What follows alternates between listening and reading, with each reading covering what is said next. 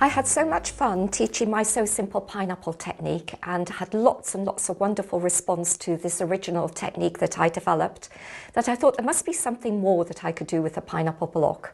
So here it is, Pineapple Plus. Now this particular book uses different colorways and introduces lots of new color and new fabric to the original block. So let me take you through the 4-triangle technique. The 4-triangle technique is shown in the quilt behind me. Here we have one of the blocks here, and you can see the 4 different colored triangles that radiate from the center of the block. So if you've done the first book, So Simple Pineapple, let's have a go at Pineapple Plus. Now again, we start off with the center square, but this time there's a little bit of a difference because the next square that is going to be placed on top is going to be composed from 4 different color squares. So here we have the colors that I'm going to use: green, pink, yellow, and blue.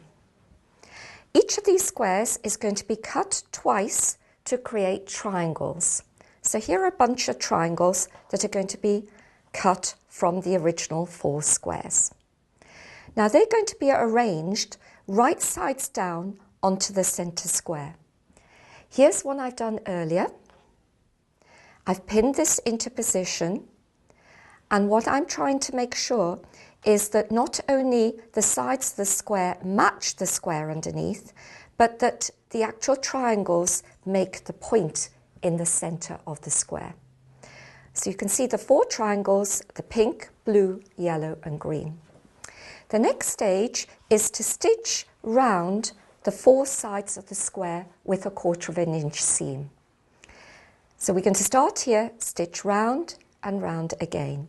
If you stitch with several blocks, you can of course chain piece them, as I've shown in an earlier video. Now when these are stitched, the square looks like this, the block looks like this. You can see the 1/4 inch stitching line all round the edge of the square. The next stage is to move these triangles out from the center and press them out from the center. So here's one I've done earlier. And you can see how pretty this block already looks, with the green coming out in one direction, the pink in another, the blue in another, and the yellow in another. Now, I want to then place an ordinary solid square on top of this. So I'm going to choose something that matches the center here. This is the square I'm going to use. And it might be helpful at this stage if you actually had a look to see what the finished block is going to look like. So here we have the center square. I'm now going to take this row here, and then we go on to a colored one after that. So let me position this here so you can follow. Now with this particular solid square, I'm going to mark an X, just as I did in my original pineapple, So Simple Pineapple technique. I'm going to place this right sides down, and I'm going to stitch from the new square side all the way round with a 1/4 inch seam. I've already prepared one to show you. You can see the X, you can see the other side of the block, which was the original block that we prepared to this stage. And you can see the stitching line, 1/4 inch all the way round, stitched from the new square side to make sure that it's accurate. Now this is the fun bit. We then pull it apart like a tea bag. We make a little crease on the X, and we cut through the top layer only to all 4 corners. Here we have one originally already done, and you can see the next stage is to press this away from the center. So to each stage, we're working from the center out. So once this is pressed, the block looks like this. Can you see how it relates to the center of this one here? The next stage now is to add the triangles of color. So we take 4 squares of fabric, and this is where it's fun really to do 4 blocks all at once, because of course each of these squares is going to be cut twice from corner to corner to create 4 triangles. So you might as well make 4 blocks all at once. Now the triangles are put into place, right sides down onto the center block. So there's the center block underneath. And before we press them, we do need to stitch round with a 1/4 inch seam. Again, working from the new square side. So we pinned accurately, making sure that the triangles are pinned so that they meet in the center and as closely as possible to the outside edge. Bear in mind that because the outside edge is bias edges, there can be some differences there. So make sure that the triangles match in the center. Once this is pressed open, it looks like this. If I place it that way, you can see how it relates to that block. Let's move this a little bit closer. The next stage now is that we've done this part of the block. We're working out from the center. So the next stage is to take a cream square. This is one solid color marked with an X and placed right side down onto the original block. We then stitch round with a 1/4 inch seam. We pull it apart like a tea bag, cut it into all 4 corners, and when we open it out, this is how the block looks.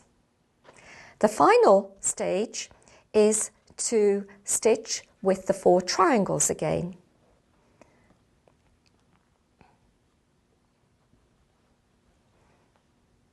So here we have the 4 triangles, the 4 squares of fabric that are going to produce the triangles. And I'm going to just place these in position so you can see how this works. The triangles are placed right side down, and I try to follow the sequence of color radiating from the center. If you'd like a more scrappy look, you can of course change the sequence of color. We'll place this like so. And then the yellow following on from the yellow side. The blue in sequence with the blue side. And the green in sequence with the green side. You may just need to adjust it slightly just to make sure that you have everything matching in the center, just like that. This would then be pinned and stitched. When it's then pressed open, you have the final block. Now, do you remember right at the beginning I said it would be a good idea to work with 4 blocks all at once? Well, here we have the 4 blocks and we can arrange them and look at the different possibilities. So let me just move this out of the way.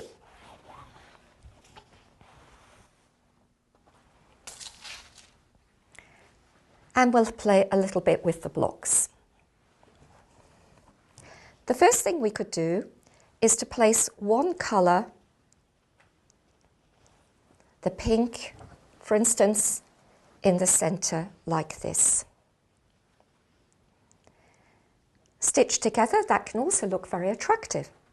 Now, if we want to play around with this a little bit more, we could, for instance, flip the block around like that and flip the other block around like this. This means instead of having a solid center, we now have 2 yellows and 2 pinks working together.